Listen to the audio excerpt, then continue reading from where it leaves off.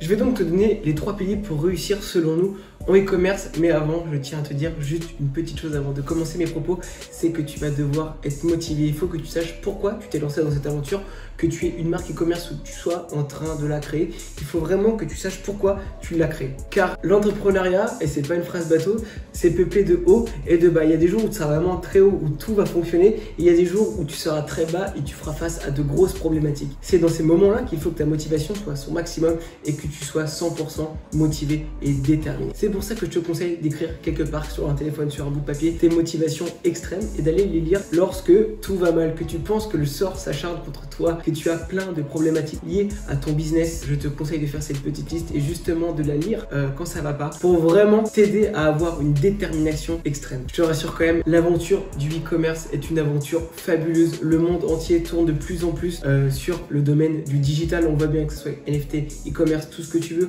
Aujourd'hui, avec Amazon, on est capable de livrer en un seul jour. C'est complètement dingue. On n'aurait jamais cru que l'on pourrait faire ça il y a même encore 2-3 ans. Donc tu vois bien que le monde entier tourne autour du digital. Et en allant dans le e-commerce, tu as réellement fait un très bon choix. Des milliers de personnes ont réussi et si tu t'en donnes les moyens, ton tour viendra. Ça, on croit en toi. Des milliers de personnes ont réussi. Alors si tu es 100% déterminé et que tu t'abonnes à cette chaîne, bien sûr, non je rigole, mais abonne-toi quand même, tu finiras par réussir. Premier pilier pour réussir, ton produit doit résoudre un problème ou répondre à un certain désir. Si ce n'est pas le cas, alors je te conseille de changer de produit. Ou si au premier abord tu ne penses que ce n'est pas le cas, je te conseille de vraiment te poser et réfléchir, car c'est vraiment en cherchant que l'on se rend compte potentiellement à quelle problématique notre produit peut résoudre. Il faut vraiment que tu listes tous les désirs et les problématiques liées à ton produit, parce que ça va être la base de ton marketing, ton produit. Pour vraiment te résumer ça de façon très simple, à quoi sert ton produit? Ça va donc être la base de ton marketing, car c'est avec tous ces arguments que tu auras trouvé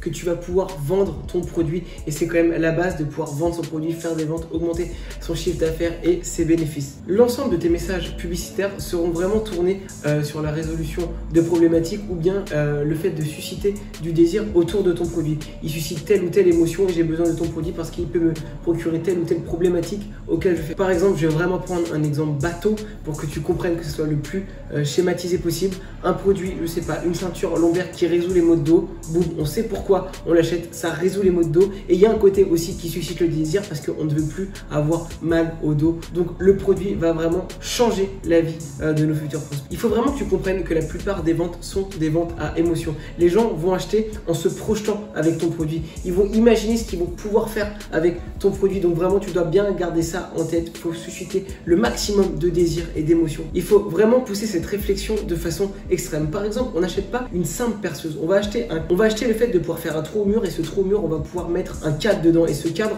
on va le kiffer tous les jours en le voyant. Donc c'est ça qu'on achète au final. On va pas acheter une simple perceuse. On va vraiment acheter tout ce processus, et à la fin, on va s'imaginer le bonheur que l'on va avoir lorsqu'on se lèvera le matin et qu'on verra par exemple ces beaux cadres de mes frères et sœurs. Non, je rigole. C'est donc l'ensemble de cette réflexion qui va définir tes axes marketing. Par exemple, si tu vends des bijoux, tu vas vendre le fait d'avoir une meilleure estime de soi. Ou Rolex, par exemple, vend pas des simples montres, mais vend le fait d'appartenir à une certaine caste, d'avoir l'image des gens qui réussissent. Est-ce que tu comprends réellement ce que je vais te dire? Rechercher l'ensemble de tes axes marketing va aussi consister sur le fait que tu vas devoir définir un persona, à qui tu parles, à qui tu vas t'adresser. Parce qu'il faut savoir qu'on ne parle pas pareil à un enfant qu'un adulte, un homme d'une femme, un petit, un grand, un gros, un maigre. On va pas avoir les mêmes problématiques et on va pas être sensible aux mêmes approches, d'accord? Donc il faut que ton avatar client soit extrêmement bien défini, et ça passe par une réflexion sur les problématiques et le désir que tu combles à travers ton produit. Deuxième pilier, il va falloir que tu aies des très grosses bases en marketing. Si tu es nul aujourd'hui, je t'invite à t'abonner sur cette chaîne parce qu'on va vraiment proposer du contenu qui va être vraiment orienté marketing pour le e-commerce, mais il y a un tas d'informations. Tu peux trouver sur les blogs, les forums,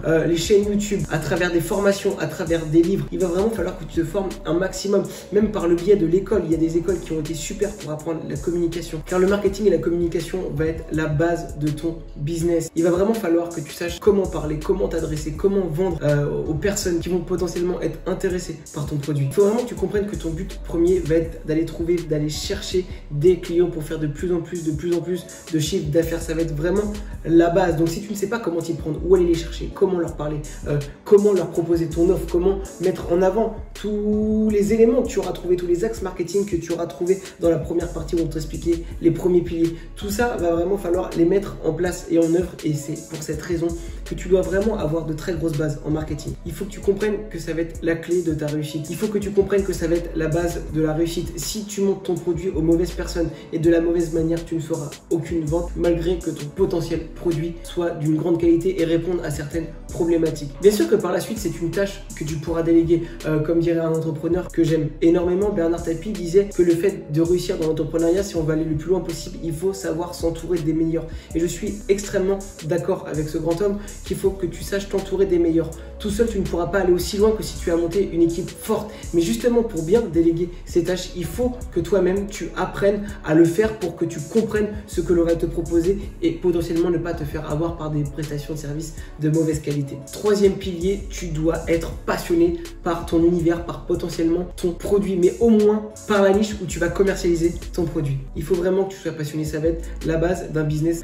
Tout comme un salarié, c'est horrible de se lever pour aller dans un travail que l'on n'aime pas. C'est aussi horrible de se lever dans un business que l'on déteste, que l'on n'aime pas ou que l'on ne comprend pas. Et j'irai même plus loin aujourd'hui, pour moi c'est impossible de performer dans un business où on n'est pas à l'aise et que l'on n'aime pas. Tu vas pas pouvoir répondre de la même façon aux problématiques que si tu aimes vraiment ton business, que tu le comprends. Si aujourd'hui tu ne comprends pas ton business et surtout que tu ne l'aimes pas, tu ne pourras pas performer car à la moindre petite embûche, tu auras vraiment envie de baisser les bras et tu n'auras pas de bons résultats. Donc lance-toi dans quelque chose où tu es passionné et tu verras, ça va être la meilleure expérience possible de te lever le matin et de développer une marque dans un univers que tu adores. Être passionné, ça va être vraiment très bon pour ton business, ça va t'apporter toutes bonnes choses. Par exemple, si tu es passionné, tu vas être potentiellement un des premiers consommateurs de ta propre marque. Et si tu es un des premiers consommateurs de ta propre marque, tu vas mieux comprendre les personnes auxquelles tu vends, tu vas mieux pouvoir les cibler, tu vas mieux trouver les axes marketing, tu vas mieux trouver les améliorations de produits. Si toi-même tu utilises ton produit, par exemple tu utilises des chaussures pour courir, tu produis des chaussures pour courir et que ces chaussures pour courir ont des petits défauts de fabrication, tu vas directement les voir. Des petits défauts